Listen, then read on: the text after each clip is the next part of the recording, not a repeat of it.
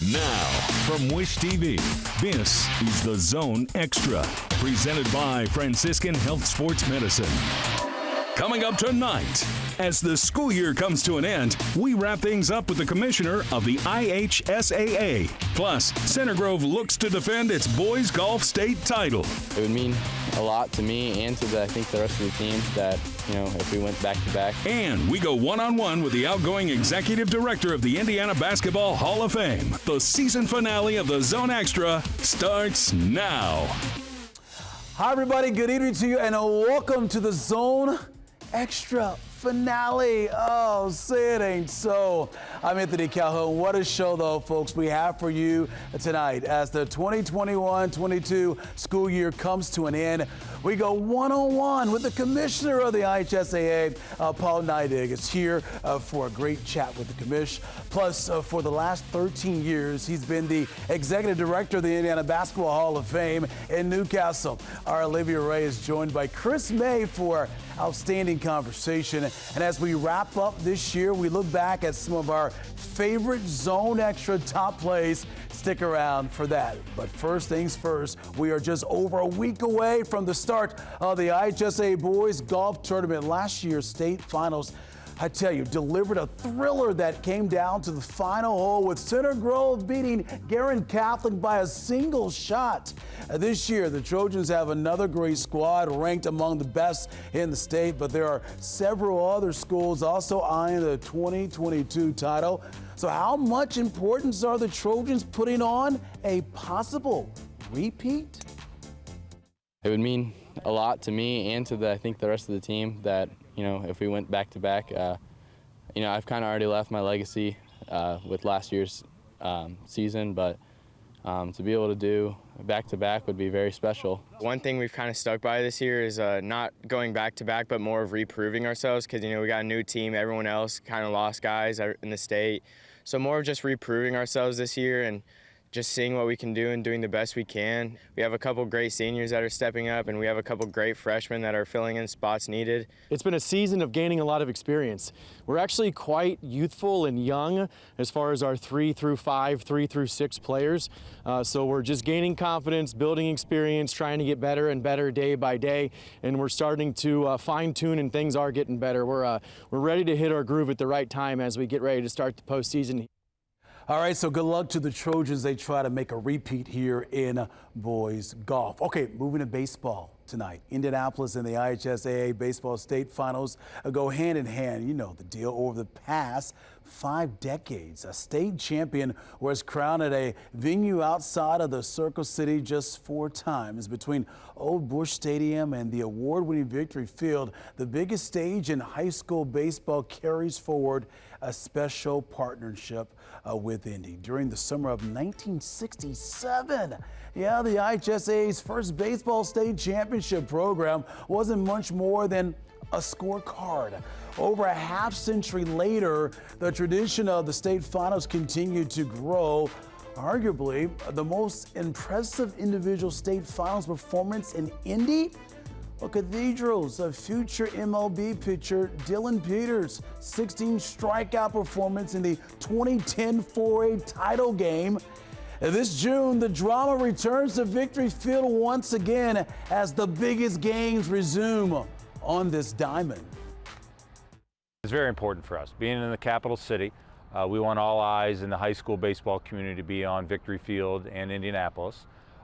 We'd be remiss to say that, it's cool that we get mentioned in every news outlet across the state as every high school sets out, their goals and their dreams to make it to the state finals. And for that to be Victory Field and be mentioned means a lot for us, for branding, for marketing, but more than anything, we've got a lot of great facilities in the state of Indiana.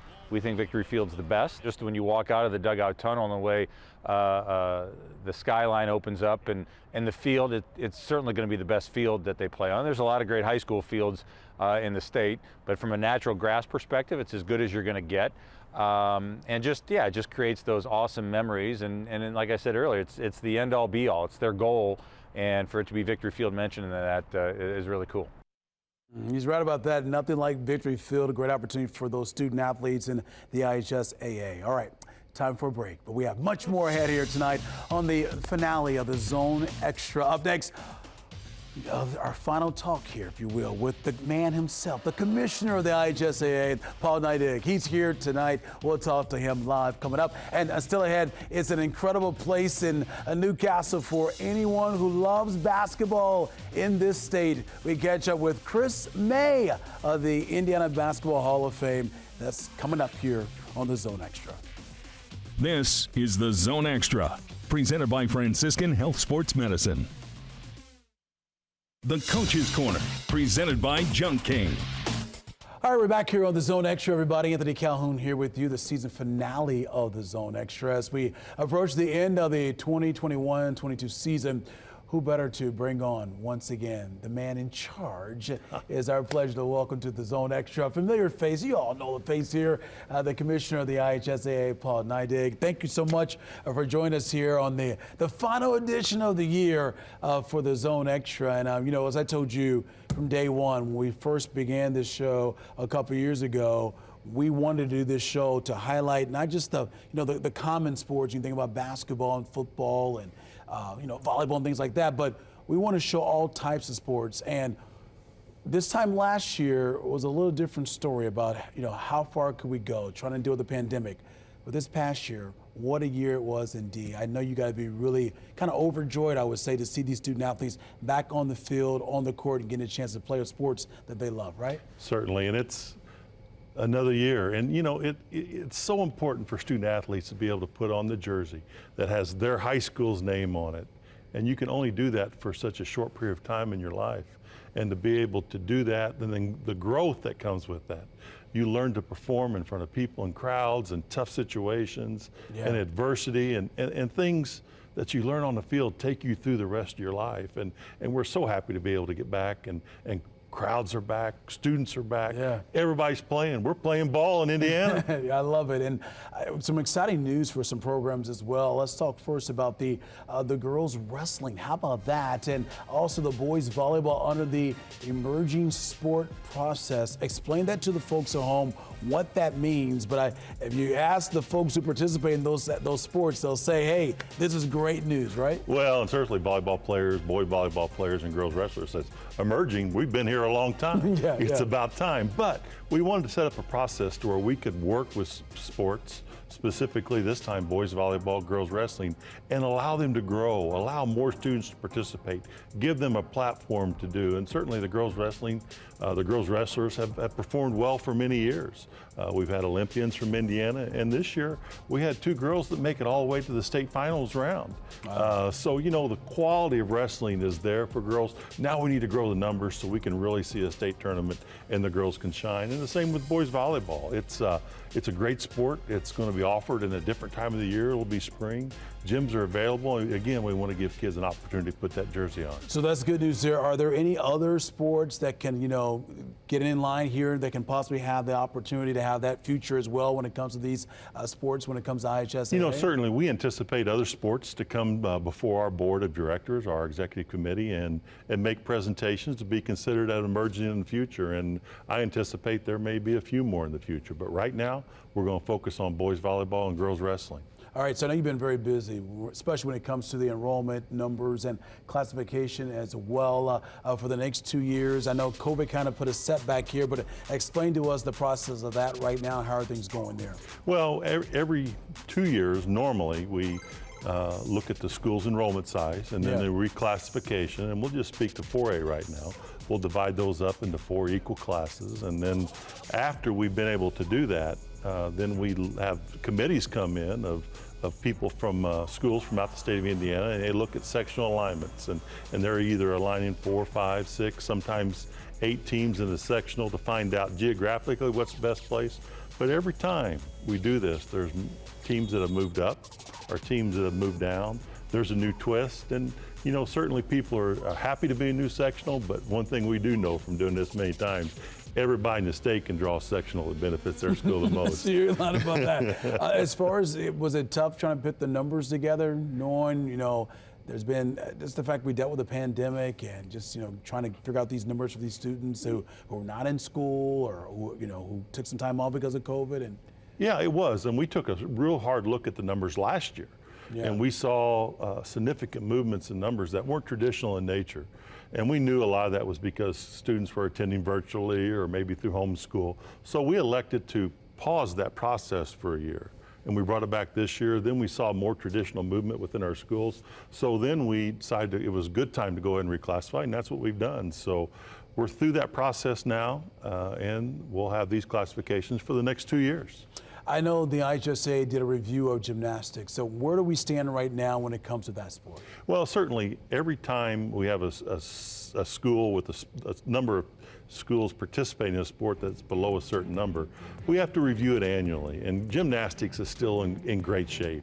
It continues to grow a little bit. Some years we may lose an athlete or two or a program or two, but it's been stable for many years. And it's not in danger of going away in Indiana anytime soon, but just by our bylaws, we do have to perform a review once a number of schools reaches a certain level, and we did, and gymnastics is, like I say, in great shape, and we're going to go again next year. That's good to hear that. Before we let you get out of here, you know, you're at all the sporting events, you try your best to be. When you reflect on this past year, what stands out to you? I mean, what are some special moments for you? Oh, you know, it's so hard for me to be able to do that because every time we go somewhere, we write a new chapter. And every state championship, we write a chapter for those kids, and it stands out to those kids. And for me, it's just about the participation. It's that time-honored tradition of playing. And my chapter can be rewritten, and it'll be written this spring in each sport, and it'll be rewritten again next year. And again, it's just about the kids.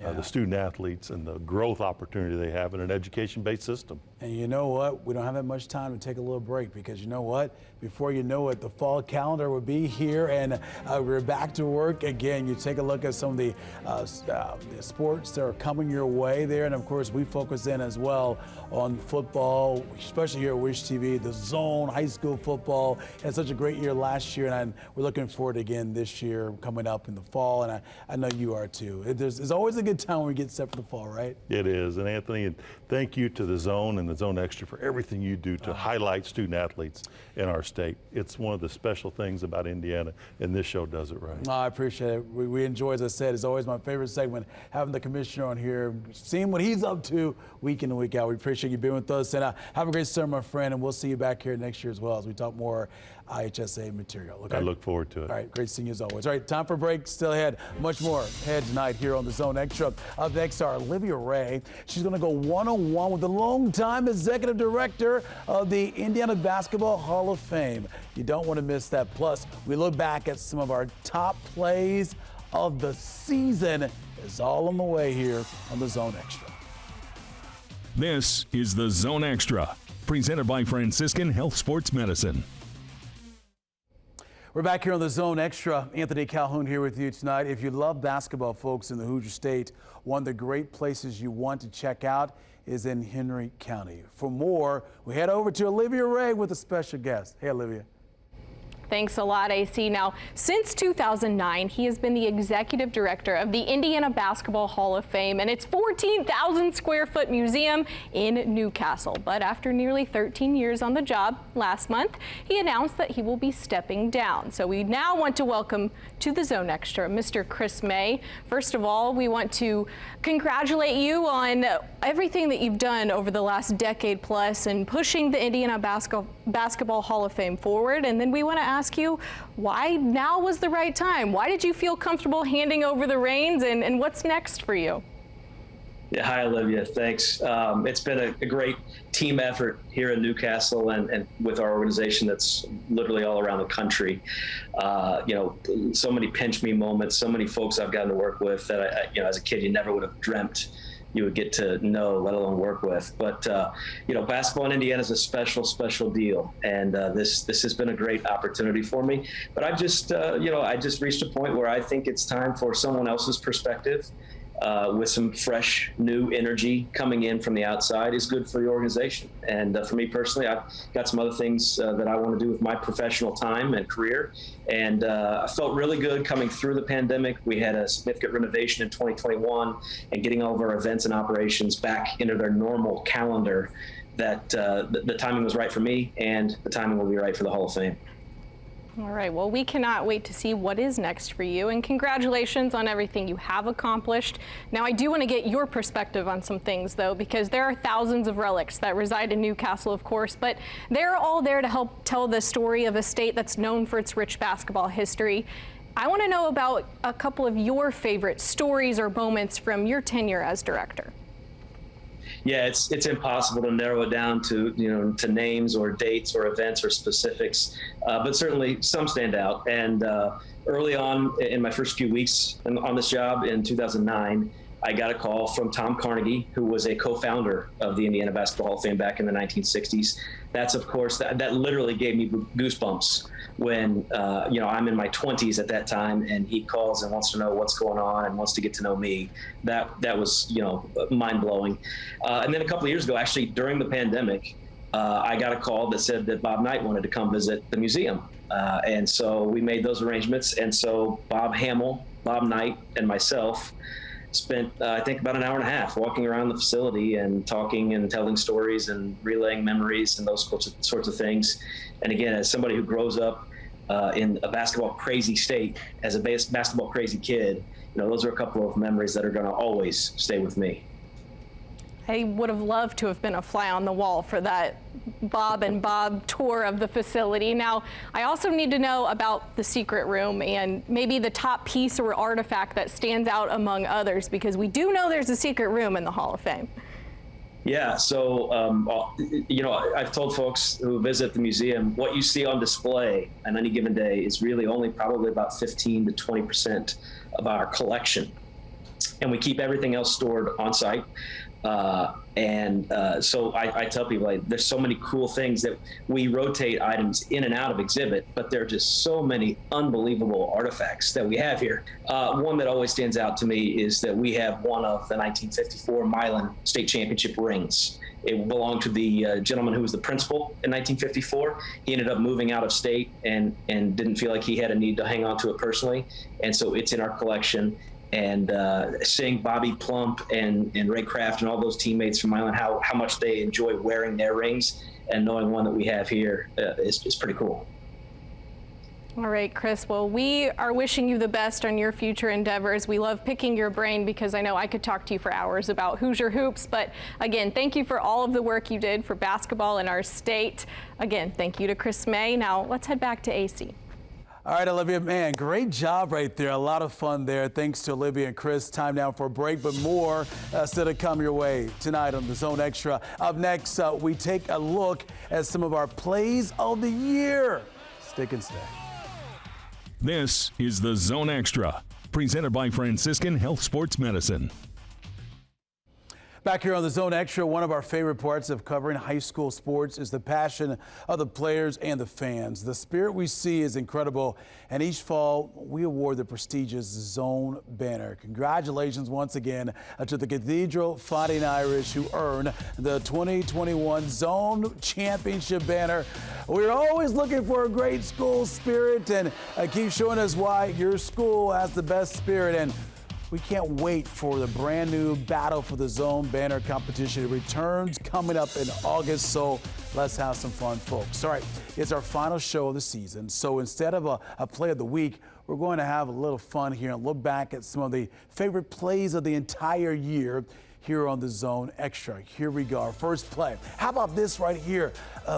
Kubi Jones here from Marion High School in January, end of the first shot from three-quarter court. Good, but he's not done. Same game, end of the second quarter, at the buzzer again. Are you kidding me? Wow, what a moment there. Next up, Mick football action here, end of the first half for Ben Davis, Johan Swanson, the Hail Mary. Brady Simmons comes down with a 53-yard touchdown. And finally, sectional championship between Lebanon and Brebeuf. First shot, no good, but Alex Gothard here with the nice finish there. Brebeuf wins the sectional. Just a few of our favorite plays from the year. All right, folks, hey, thank you so much for hanging out with us all year long here on the Zone Extra. Have a great summer break. We'll see you back here in the fall, ready to have some fun here on the Zone.